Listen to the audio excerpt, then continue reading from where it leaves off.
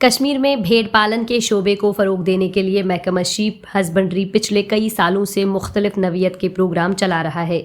اسی سلسلے کو آگے بڑھاتے ہوئے محکمے نے بانڈی پورہ کے گریز علاقے میں کسانوں میں 6 شیپ یونٹ تقسیم کیے۔ اس کے علاوہ کسانوں کو اون کی بنائی کے لیے تجرباتی بنیادوں پر 6 جدید قسم کے لوم بھی فراہم کیے گئے۔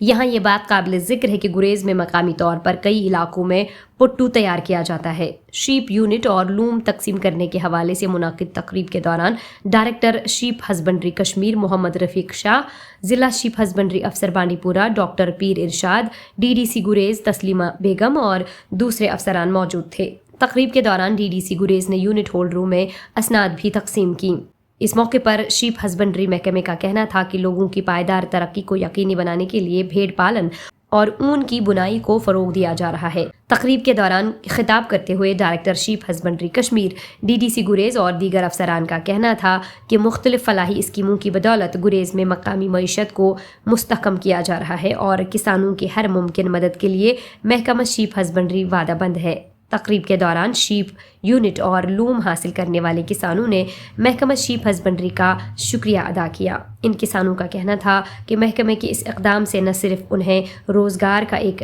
ذریعہ فراہم ہوا ہے بلکہ محکمے کی اس کوشش سے علاقے میں بھیڑ پالن اور گھریلو دستکاریوں کی صنعت کو بھی فروغ ملے گا۔ آپ کو معلوم ہے ہمارے پاس آج کل ایگریکلچر ڈیولپمنٹ میں ہالسٹک ایگریکلچر ڈیولپمنٹ پروگرام کے تحت جو یہاں پر مٹن کی ڈیرتھ ہے، جو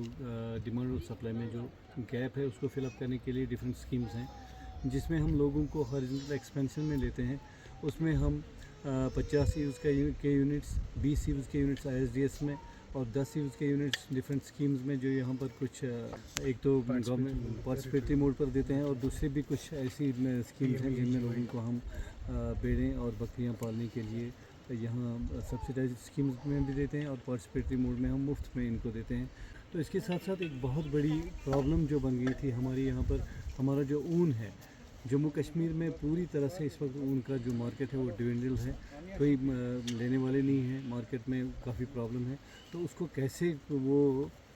کمپلیٹ کیا جائے، وہ کیسے پھر سے ریوائیو کیا جائے، تو اس سلسلے میں ہم نے ایک